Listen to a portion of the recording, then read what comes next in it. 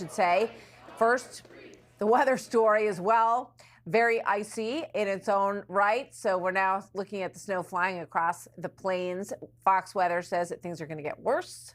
A potentially historic winter storm is the way it's being looked at right now. It threatens more than 200 million people across the nation in more than 40 states. It's a massive storm in size and depth. Dangerous ice and snow are also big concerns here. Let's go live to Fox Weather meteorologist Kiana Lewis. Hi, Kiana. Hi there, Martha. Good to talk to you today because this is going to be where we really start to see this storm come into full shape. We have this low pressure system rolling out of the Rockies right now. You'll notice that it is a really massive storm stretched over more than 2,000 miles at this point in time. Everywhere from Texas over towards Virginia into New England are going to be a part of this storm. We have a couple of winter weather alerts. They are up across the board. This takes us through the majority of the weekend. It really does depend on where you are. That continues to be where you see maybe that ice storm warning across parts of the southern plains back towards the southeast. That's going to be the most important, most impactful part of this storm. To the north, we have winter storm warnings. That's where we could see up to a foot of snow in a lot of areas, at a minimum about a half a foot to about 8 inches in some places. So this is going to be a wide array of different impacts that we're watching play out. As I mentioned, it's starting to unfold right now. Here's where that low pressure system's emerging out of the Pacific. It's bringing in some moisture across the southwest and over towards, say, Texas. Notice that we're starting to see that switch over to some wintry mix. This is going to be our ice component in northern parts of Texas, southern Oklahoma, and then we're also watching that snow take shape across Kansas back towards the central plains. So going through the latter half of tonight, this will only continue to grow in size, and it will start to impact more people as we get into the latter half of the weekend.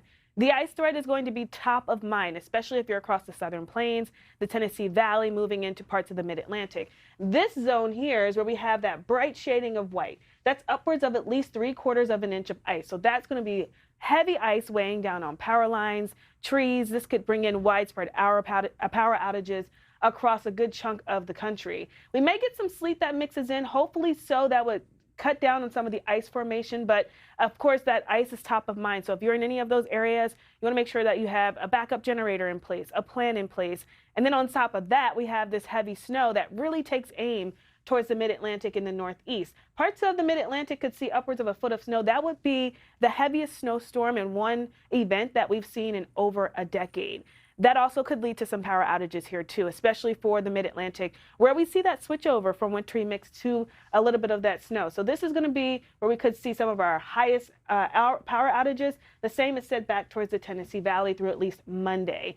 This is the timing of everything. We talked about this unfolding now. It really takes us through a good chunk of your Saturday for the southern plains, pushing into the southeast by Saturday evening, and eventually starting to move into the northeast. We have this coastal low that sets up shop. This is going to be our big snowmaker for areas like New York City, Baltimore, D.C., and even all the way up into Boston, where we're looking at least a foot and a half of snow expected in those areas.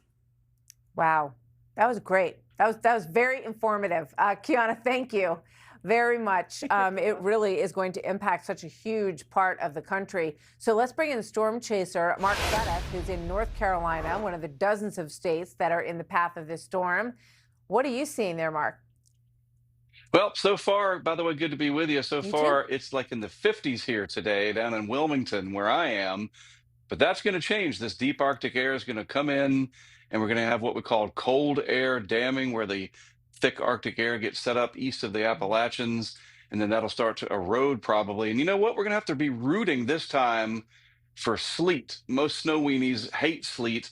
We're going to need the sleet this time to really save us from some of these massive ice accumulations and hopefully knock down some of that power outage potential, because sleet robs what we call the QPF.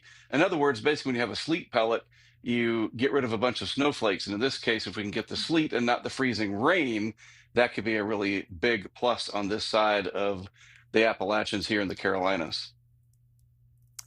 Very interesting. So the sleet is, explain, can you explain that again, the difference Yeah. between the sleet and how it might mitigate some of the danger here? Sure. So normally when we see a big snowstorm and you get sleet, that robs the available moisture in the atmosphere because it takes more of what makes the snowflakes to make the sleet. So you cut down your snow totals.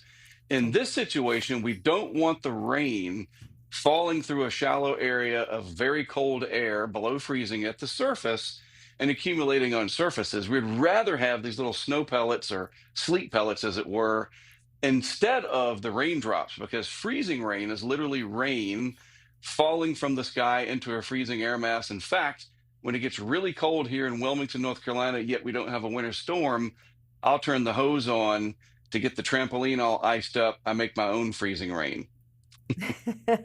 For the kids, they love it.